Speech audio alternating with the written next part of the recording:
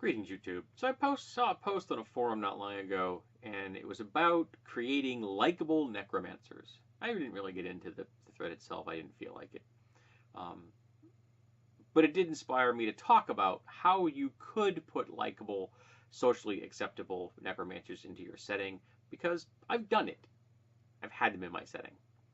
Um, the first thing your setting has to do is have necromancers. So your setting has to be magic, and bringing people back from the dead must be possible.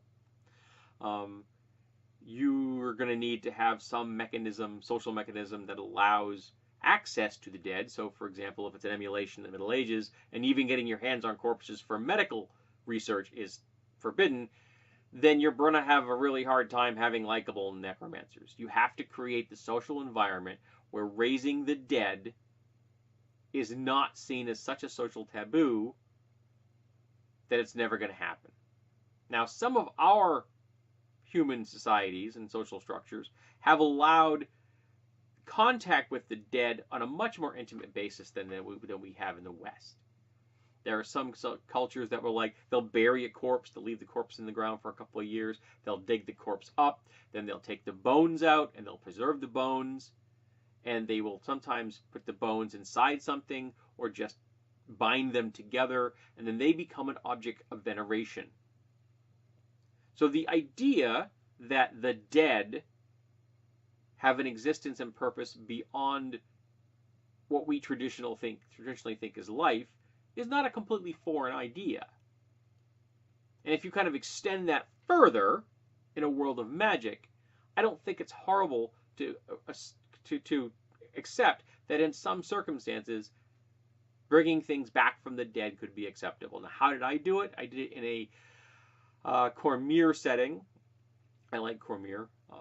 And the necromancy was legal, and it was no different than the creation of any other item. For example, this was treated pretty much the same way a corpse was that had been animated. It's a thing. And it's what you do with the thing that matters. Now, admittedly, people that wanted to be more socially acceptable didn't tend to just raise zombies, because zombies are ugly and they smell horrible and they're just not socially acceptable. So they would raise skeletons, or in the one case of a neutral necromancer that had the Isle of the Dead, he took the zombies and bound them in leather. So you could not see their bodies. They were completely contained in this stuff.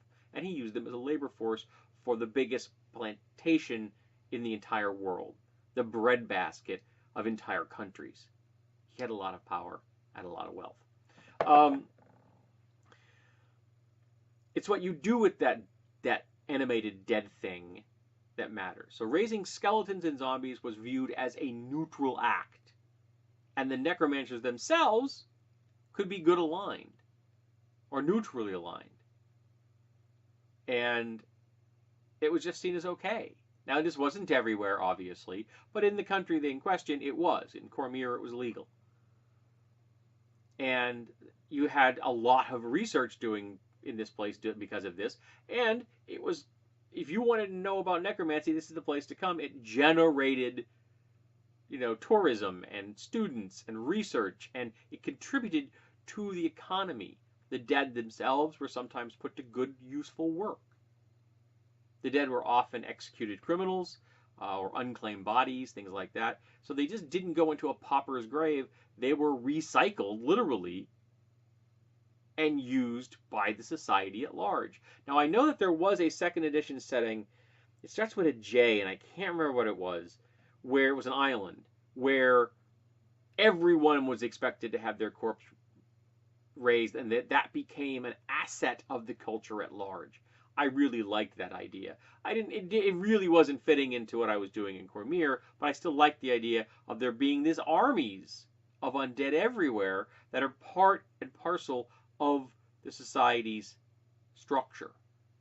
Who needs a standing army when you have one that's dead? It doesn't need food, it doesn't need equipment, or very little equipment. It doesn't need to worry about it. It's there when you need it. It's not going to uprise against you.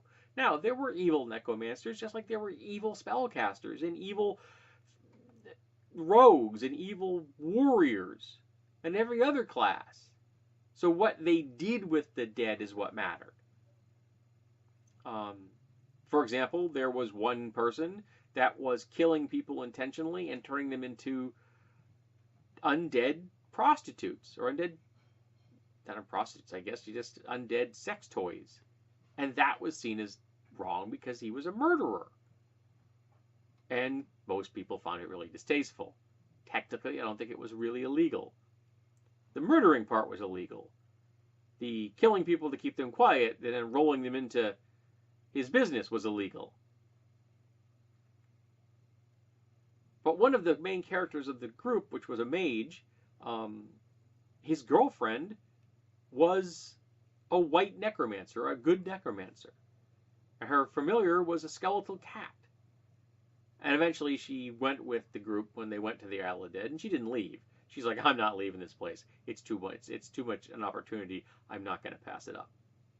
Because by the end of the adventure, the party had done enough favors for the essentially the Lich Emperor that ruled the place that she was a shoot-in politically. So she didn't leave. So he lost his girlfriend. Things like that happen. I think he picked a boyfriend up really quite recently, quickly after that. So he wasn't lonely. So that's how you do it. You have to bake it into your setting. But you can have nice necromancers. You can have white necromancers. You can have neutral necromancers. And of course, you can have black necromancers, the evil ones. Of course, we probably shouldn't be using black and white in that manner, because it really does paint a bad picture now, doesn't it? We can just call them evil, good, and neutral. That's a lot more generic, not quite as loaded. So, have you ever used nice necromancers in your settings? Would you consider it, or do you think it's beyond the pale? Let's discuss getting necromancers into our campaigns when they're not always the bad person.